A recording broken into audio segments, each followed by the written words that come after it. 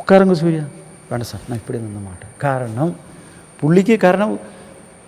തമിഴിലല്ലേ ഒരു പ്രൊഡ്യൂസർ ഒരു ഡയറക്ടർ അവനെ നിൽക്കുമ്പോൾ അവന് മുമ്പിൽ ഇരുന്നാൽ കൊള്ളാം, അത്രയാണ്.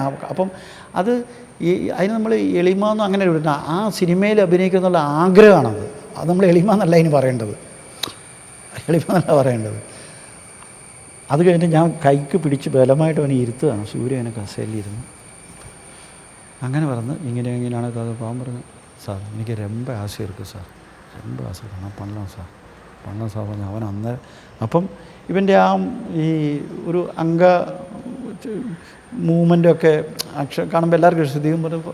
പിന്നെ ഇവൊന്നുമില്ല, നമ്മുടെ ഒരു ഈ ശേഖർ സാർ പറഞ്ഞു വെച്ച് കഴിഞ്ഞാൽ ശിവകുമാർ സാറിൻ്റെ മകൻ എന്ന് പറയുമ്പോൾ ഒരു വാല്യുണ്ട്.